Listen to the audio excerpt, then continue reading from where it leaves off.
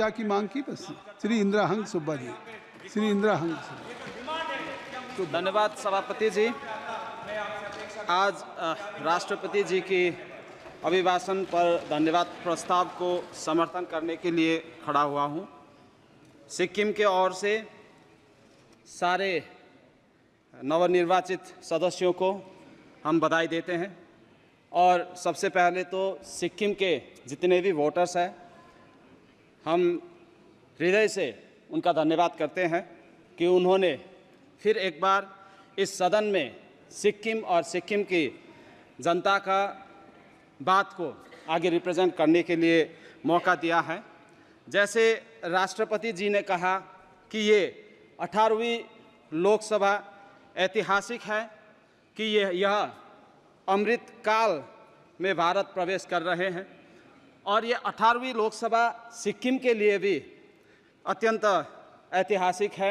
ये बहुत स्पेशल है।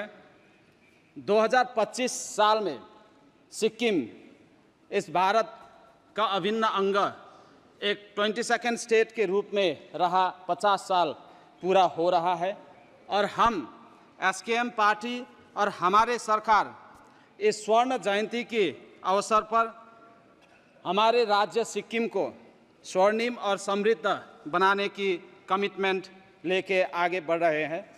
पिछले 10 साल में एनडीए सरकार ने सिक्किम को हर सेक्टर में सहयोग किया है। सिक्किम के विकास के लिए बहुत सारे काम किया गया है। जो सिक्किम एक हिमालय राज्य है और वहाँ के रोड्स बहुत नैरो हुआ करता था और सिक्किम में एक ही नेशनल हाईवे था जो कि सेवक से लेके गंगटोक तक 2 लेन वाला था और आज भी वो सेवक से लेके रंफू तक का जो NH10 का स्ट्रेच है, इसमें बहुत सारे डिस्टर्बेंसेस है। तो हमने और हमारे सरकार ने माननीय प्रधानमंत्री जी को भी रिक्वेस्ट किया है कि इसको NH10 को कोई भी सेंट्रल एजेंसी NHIDCL हो या कोई भी सेंट्रल एजेंसी में दिया जाए, क्योंकि बंगाल सरकार की तरफ से इस नेशनल हाईवे 10 को ठीक से मेंटेन ना करने की वजह से सबसे बड़ा नुकसान सिक्किम को हो रहा है। और हमारा स्टेट एक ब्यूटीफुल स्टेट है।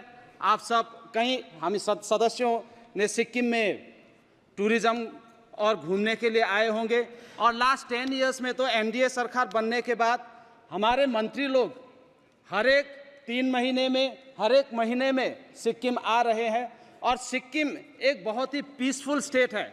जिन पीसफुल स्टेट को हम इसको मेंटेन करने के लिए सिक्किम सरकार ने हर काम किया है।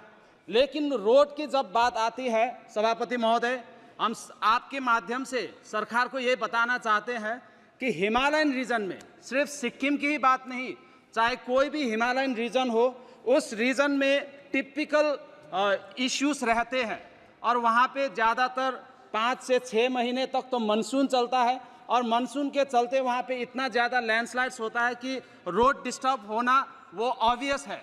इसलिए हम सरकार से यही निवेदन करना चाहते हैं कि Himalayan region, not only Sikkim but entire Himalayan region के लिए जो पॉलिसीज़ बनते हैं रोड्स में हो और कोई भी पॉलिसीज़ में एक्सेप्शन रखनी चाहिए और उसके लिए फंड्स और उसके लिए पॉलिसीज़ अलग से बनना चाहिए। और हम ये भी रिक्वेस्ट करते हैं कि जितने भी पॉलिसीज़ बनते हैं उसके लिए हिमालयन रीजन के लिए स्पेशली अलग सा कमेटी बनना चाहिए जिसमें कि हिमालयन रीजन का टिपिकल इश्यूज डिस्कस हो।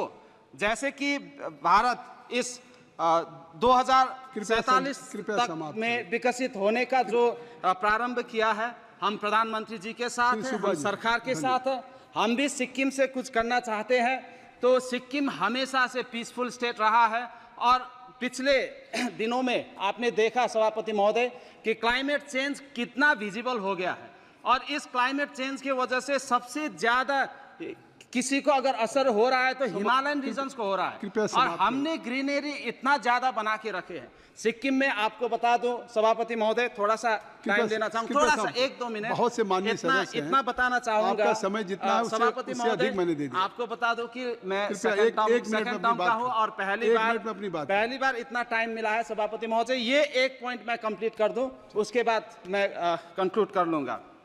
तो जितने भी हिमालयन ये क्लाइमेट चेंज इतना विजिबल हो गया है, ये हीट वेव हुआ, अनप्रेसिडेंटेड रेनफॉल हो रहा है, ऐसा रेनफॉल हमने कभी देखा नहीं।